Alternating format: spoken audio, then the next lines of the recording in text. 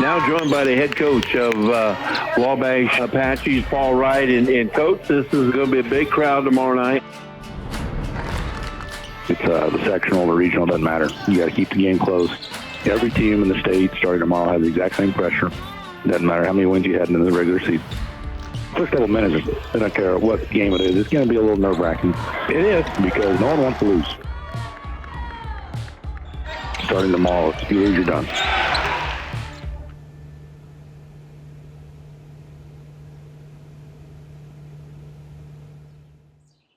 Our high school building was built in 1926. It's the second oldest high school still in use in the state of Indiana. If anyone in Indiana has been in a small school setting, they know how important sports is to that community. I think a lot of reasons that some small schools still survive is high school sports. I have a few roles. I'm the assistant superintendent. I'm also the athletic director. And then in my free time, I'm the girls' varsity basketball coach. I think those small communities, they thrive on high school sports, right? It gives people that common thing that they can all get behind. It is maybe the most important thing to a lot of people all year long.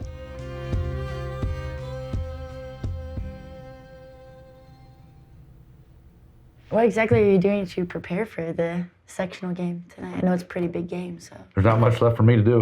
We have practiced. I hope tonight we play well, so we don't have to. Halftime will be enjoyable. Yeah. But my wife played soccer in college. I played basketball.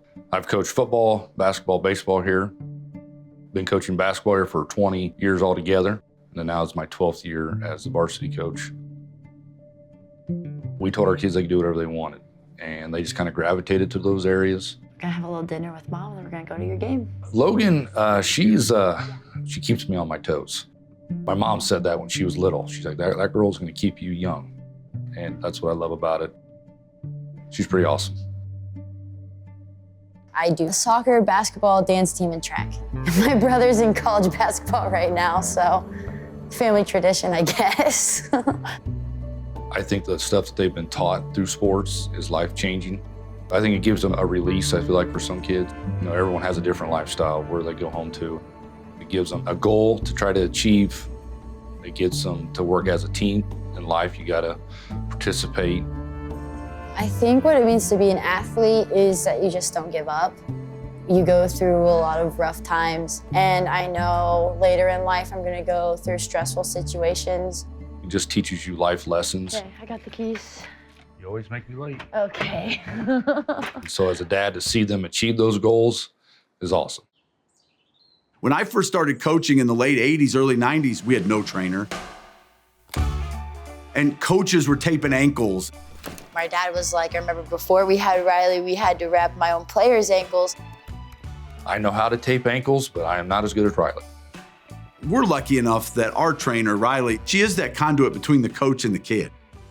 When the trainer tells the coach, now it means something. It has something behind it. I'm hired through Parkview Sports Medicine.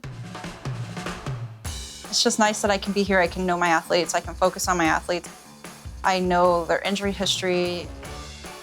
I like to be kind of in the nitty-gritty, outside with the teams. I don't know how she does it because she's everywhere. We've got boys and girls soccer, volleyball. She's riding a cart around, trying to get to football. Tennis, golf, softball, baseball. And basketball, she'll walk to the gym, but we got 2 gyms. She has to go to that gym. Girls wrestling new this year, which was awesome to see. Tomorrow during the game, our bench is there. She'll have hers off to the side, and she's actually, I think, the trainer for all the teams this week.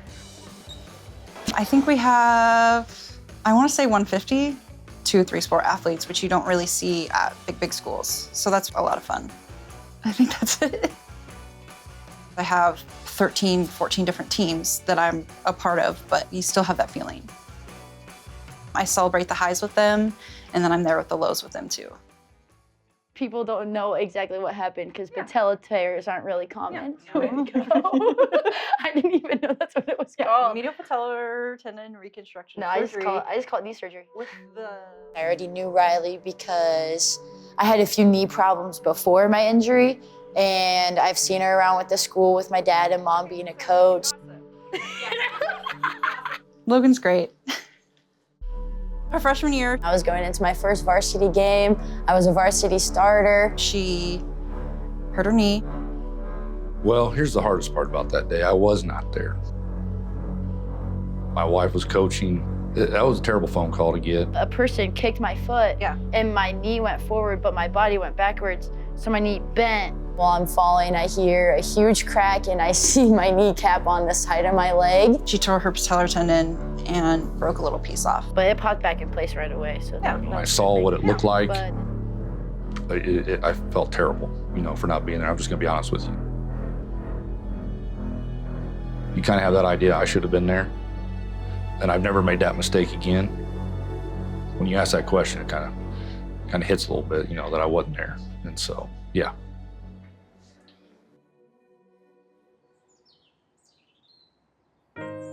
How are you feeling now? cold gets me sometimes, but that's about it. Yeah, that gets Her and my daughter got really close, because that's some painful stuff. You might be that safe person for them today. Why wouldn't I do as much as possible for them?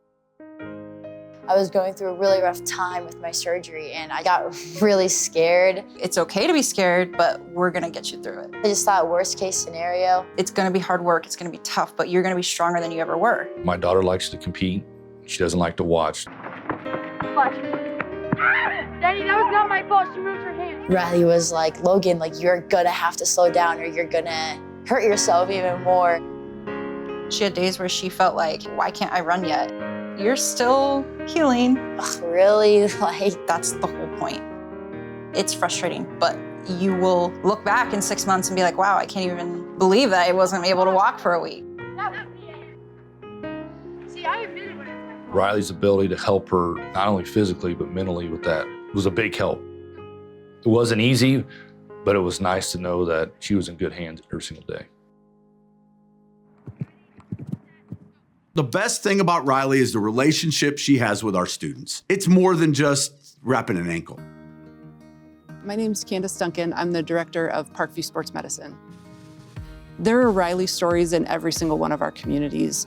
We really look to place the right individual at the right school.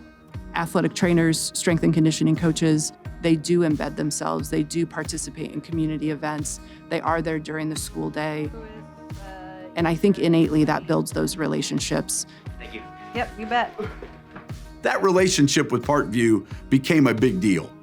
We donate the majority of our services to the school.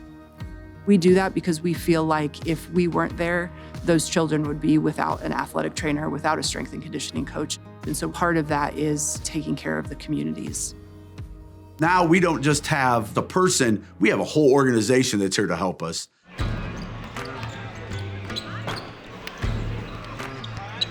The games are such a neat environment, especially in those smaller communities like Wabash, because you just see the whole community come alongside and behind those teams and really allowing the athletic trainer to be part of that community. Wabash, it's just a hardworking town. And that's kind of what we want to do with the basketball team and any other coach here. We just want to come out and work hard. If we come out and work hard, they'll come and watch. That's what I tell the kids. Most kids, their parents went to that high school, their grandparents went to that high school. You see the older kids are inspiring future generations. Those athletes are held up and they can be such a positive display for the community. It's a legacy. I want them to think, she helped me achieve this goal. Or she helped my kid achieve this goal.